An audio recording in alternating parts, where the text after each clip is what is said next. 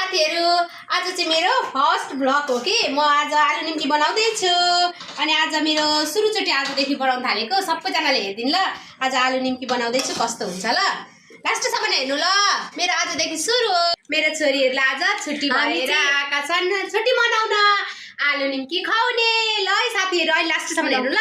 म चाहिँ यहाँ के छ देखाइदिन्छु। हामी दुई जना चाहिँ उहाँको ब्लग बनाउँछ। टमाटर छ, यहाँ मटर छ रेडीमेड अनि यहाँ छ अनि हाम्रो आलु निम्कीको लागि मेन चिज सस यति धेरै छ। एक भाँडो सस मिठो भएपछि अरु सबै हुन्छ।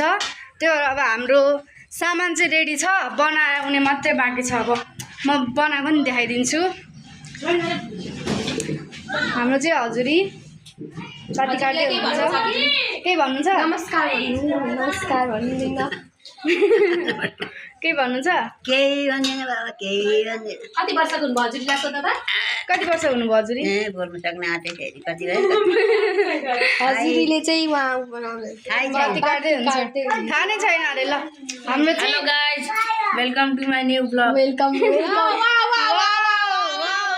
Wow fantastic. यता हाम्रो ठुलमम्मी यता हुनुहुन्छ। के गर्दै हुनुहुन्छ? म त गाई छन् बाख्रा छन्, यो भुस खुवाउनु पर्छ। के गर्नु नानी हो, हामी गाउँमा बसेका छौँ, यस्तै काम गर्नुपर्छ है। खसीलाई भुस, गाईलाई म त छान्दैछु। मुसाले हल्छ लिड्छ, यो सफा गरेर। यहाँ चाहिँ प्याज छ, खोर्सानी छ, बिरे नुन छ, मसला छ, चाट मसला, नुन छ र यहाँ चना हाल्दैछु म। साथीहरु यो चाहिँ हरियो मटर, यो चाहिँ टमाटर। वाउ।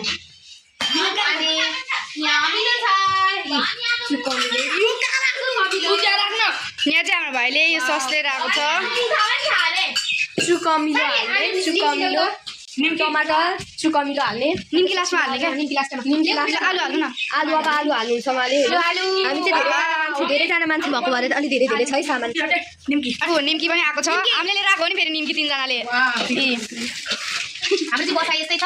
धेरैजना अब छुट्टी मनाउन आएपछि धेरैजना भन्छ।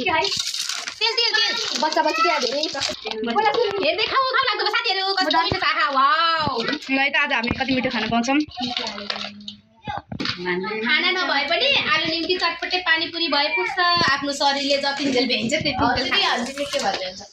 मान्ने मानिसलाई त मान गर्नु, ढोक गर्नु भेटघाट हुँदा ओइ नानी उलेन पूर्वक मान आफ्नो गरे हाम्रो भाइ चाहिँ काम गराउनुहुन्छ भन्दै उफ्रिँदै भएको। केटाकेटी चाहिँ यहाँ अझै थोरै छन्।